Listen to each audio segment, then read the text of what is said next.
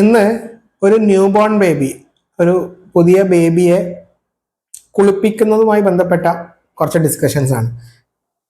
എന്ന് തൊട്ട് കുളിപ്പിച്ചു തുടങ്ങാം, ഏത് തരം വെള്ളമാണ് ഉപയോഗിക്കേണ്ടത്, സോപ്പ് വേണോ വേണ്ടേ, ഒരു ആഴ്ചയിൽ എത്ര തവണ കുളിപ്പിക്കണം, പൊക്കിൾക്കൊടി വീണ് കഴിഞ്ഞിട്ടാണോ അതിന് മുമ്പാണ് കുളിപ്പിക്കേണ്ടത്, ലോ ബർത്ത് വെയിറ്റ് ആയിട്ടുള്ള കുട്ടികളെ എപ്പോൾ കുളിപ്പിക്കണം, ഇതെല്ലാമാണ് ഇന്നത്തെ വീഡിയോയിൽ നമ്മൾ ഡിസ്കസ് ചെയ്തത്. അപ്പോൾ വീഡിയോയിലോട്ട് കടക്കുന്നതിന് മുമ്പ് ഈ പാരന്റിങ് ജേർണിയുടെ ഭാഗമാകാൻ താല്പര്യം ഉണ്ടെങ്കിൽ സബ്സ്ക്രൈബ് ചെയ്ത് കൂടെ കൂടിക്കോളൂ.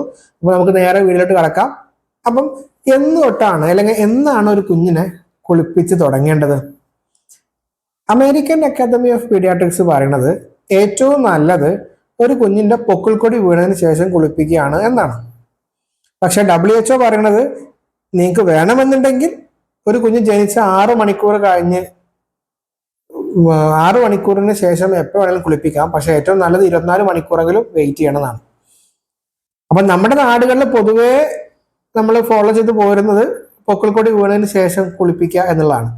അപ്പം അമേരിക്കൻ അക്കാദമി ഓഫ് പീഡിയാട്രിക്സും അത് തന്നെയാണ് പറയണത്.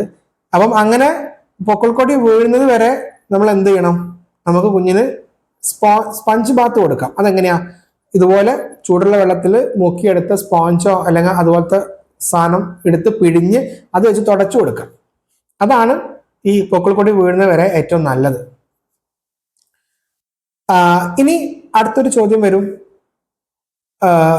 ഒരു ആഴ്ചയിൽ പൊക്കിൾക്കൊടി വീണു, നിങ്ങൾ കുളിപ്പിക്കൽ തുടങ്ങി, അങ്ങനെയാണെന്നുണ്ടെങ്കിൽ ഒരാഴ്ചയിൽ എത്ര തവണ കുളിപ്പിക്കണം?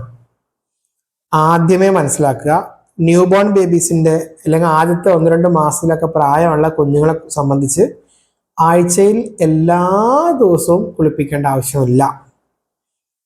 അമേരിക്കൻ അക്കാദമി ഓഫ് പീഡിയാട്രിക്സ് പറയണത് വീക്ക്ലി 2 or 3 times മതിയാവും. കാരണം അവർക്ക് അധികം സ്വെറ്റ് ഉണ്ടാവില്ല, അധികം അഴുക്കൊന്നും ഉണ്ടാവില്ല. അവരുടെ ഈ യൂറിനും സ്റ്റൂളും പോകുന്ന ഭാഗം മാത്രം ഡെയിലി നമ്മൾ അത് ചെയ്യുമ്പോൾ കഴുകി കൊടുക്കുന്നുണ്ട്. അതല്ലാതെ കുളിപ്പിക്കൽ ആഴ്ചയിൽ 2-3 തവണ മതി. ഇനി അങ്ങനെ കുളിപ്പിക്കുന്ന സമയത്ത് നിങ്ങൾ ശ്രദ്ധിക്കേണ്ട ഒന്നാണ്, ലോ ബർത്ത് വെയിറ്റ് ആയിട്ടുള്ള കുട്ടികളെ എന്ന് കുളിപ്പിച്ചു തുടങ്ങും. അത് പാരന്റ്സിന്റെ ഒരു ഭയങ്കര കൺസേൺ ആണ്. എൻ്റെ കുട്ടിക്ക് തൂക്കമില്ല ഡോക്ടർ, ഞാൻ എന്ന് കുളിപ്പിക്കും? അവിടെ നിങ്ങൾ മനസ്സിലാക്കുക, നിങ്ങളെ കുഞ്ഞിന്റെ പ്രായം, തൂക്കം 2 കിലോക്ക് താഴെയാണ് എന്നുണ്ടെങ്കിൽ ഏറ്റവും ചുരുങ്ങിയത് കുട്ടിക്ക് 2 കിലോ ആവുന്ന വരെ സ്പഞ്ച് ബാത്ത് മതി. 2 കിലോ ആയി കുഞ്ഞിന്റെ പൊക്കിൾക്കൊടി വീണതിന് ശേഷം മാത്രം കുളിപ്പിച്ചു തുടങ്ങുക. ഇനി നിങ്ങളെ കുട്ടിന്റെ തൂക്കം 2 കിലോക്ക് മേലെയാണ്, പക്ഷെ 2.5 കിലോ വരെ ഇല്ല. കാരണം ഒരു നോർമൽ ബർത്ത് വെയിറ്റ് എന്ന് പറഞ്ഞാൽ 2.5 കിലോ ആണല്ലോ. നിങ്ങളെ കുട്ടിക്ക് 2 കിലോക്ക് മേലെ ഉണ്ട്, പക്ഷെ 2.5 താഴെയാണെന്നുണ്ടെങ്കിൽ പൊക്കിൾക്കൊടി വീണത് വരെ കാത്തിരിക്കുക. പൊക്കിൾക്കൊടി വീണതിന് ശേഷം എപ്പോഴും കുളിപ്പിക്കാം. അപ്പൊ ചുരുക്കി പറഞ്ഞാൽ 2 കിലോ ആയി പൊക്കിൾക്കൊടി വീണ് കഴിഞ്ഞാൽ 2.5 കിലോക്ക് താഴെ പ്രായമുള്ള കുട്ടിയെ കുളിപ്പിച്ചു തുടങ്ങാം. ക്ലിയർ ആണല്ലോ? ഒരു കൺഫ്യൂഷൻ ഇല്ലല്ലോ? ഓക്കെ.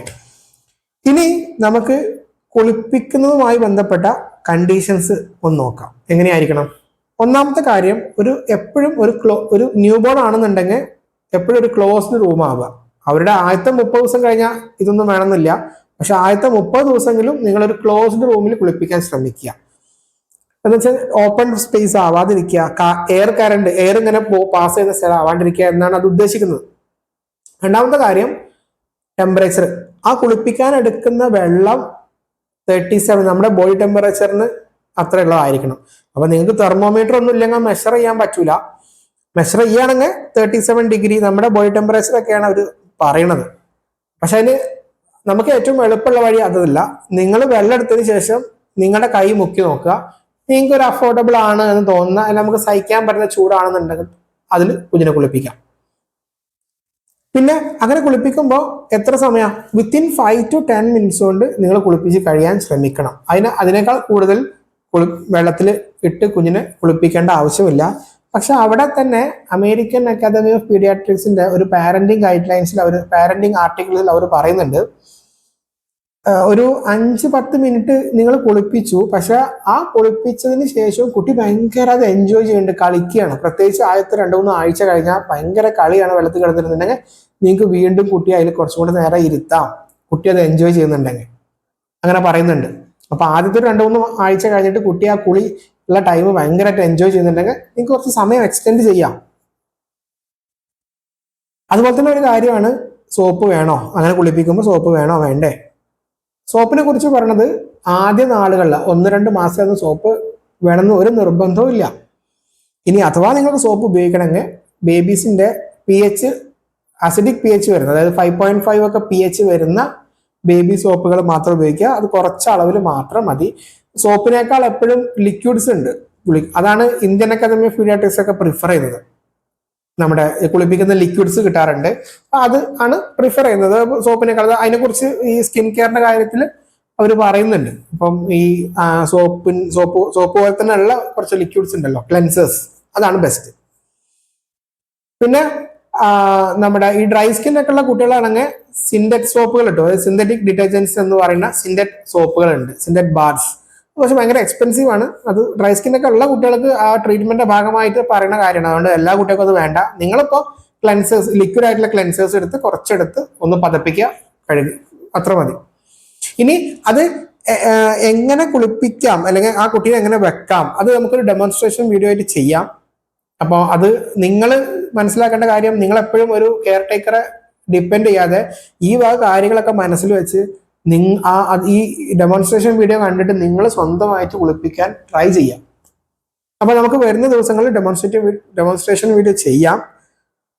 യൂട്യൂബിൽ പല ആളുകളും ചെയ്ത നല്ല ഡെമോൺസ്ട്രേഷൻ വീഡിയോസ് അവൈലബിൾ ആണ്. നമുക്കത് വീണ്ടും ഒരു അങ്ങനെ ഒരു പൊസിഷൻസും മറ്റു കാര്യങ്ങളൊക്കെ കിട്ടിക്കഴിഞ്ഞാൽ നമുക്കത് ചെയ്യാം. അപ്പം എത്രയാണ് ഒരു കുഞ്ഞിന്റെ ബാത്തിനെ കുറിച്ച് പറയാനുള്ളത്. ഇനി ഇതുമായി ബന്ധപ്പെട്ട് സംശയം ഉണ്ടെങ്കിൽ നിങ്ങൾക്ക് ചോദിക്കാം.